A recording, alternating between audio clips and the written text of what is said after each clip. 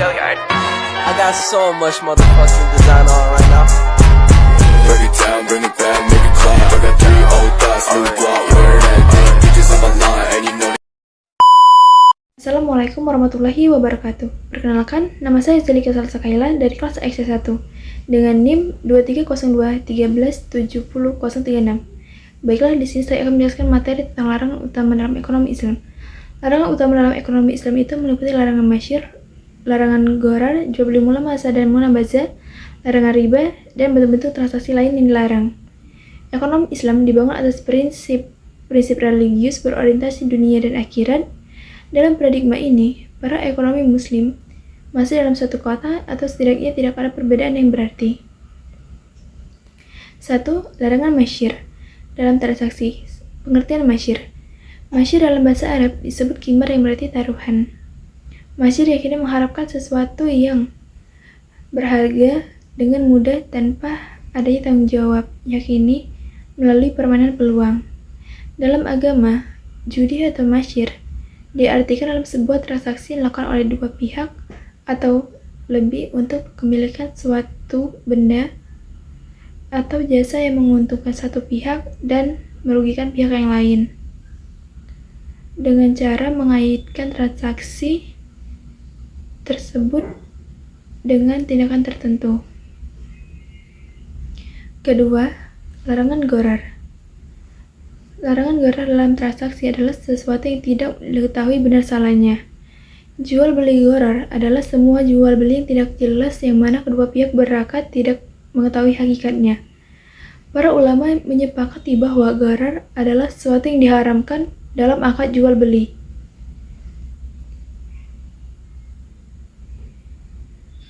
Dasar hukum pengharaman gharar yaitu hadis yang diriwayatkan oleh Muslim dari Abu Hurairah bahwa Nabi Shallallahu Alaihi Wasallam melarang dari melakukan bai al-hasad dan jual beli al-gharar.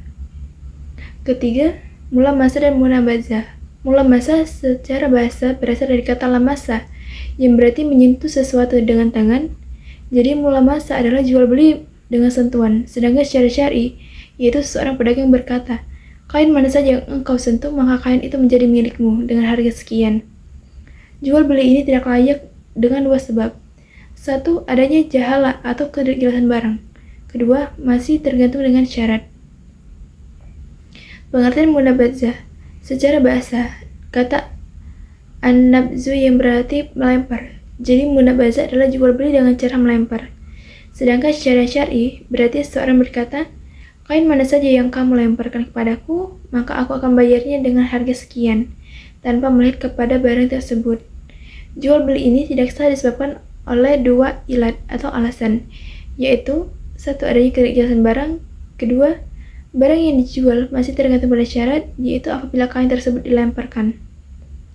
Jual beli ini juga dilarang oleh syariat karena gambaran jual beli seperti ini akan mengandung perselisihan atau permusuhan antara kedua belah pihak. Ketiga, pengertian riba. Riba adalah penetapan bunga atau melebihkan jumlah pinjaman saat pengembalian berdasarkan persentase tertentu dari jumlah pinjaman pokok yang dibebankan kepada peminjam. Riba secara bahasa bermakna ziyadah. Dalam pengertian lain, secara linguistik, riba juga berarti tumbuh dan membesar. Jenis-jenis riba di dalam perdagangan sesuai syariat Islam, riba terbagi menjadi 5 jenis, yaitu riba fadl, riba yad, riba nasi'ah, riba qard, dan riba jahiliyah. Dasar hukum pelanggaran riba. Dari uraian di atas, ialah riba merupakan hal yang diharamkan atau dilarang keras dalam agama Islam karena riba sendiri sangat merugikan bagi orang yang berhutang, sedangkan yang menghutangi akan semakin kaya dan menginjak orang yang miskin. Dan yang keempat, bentuk-bentuk transaksi lain yang dilarang.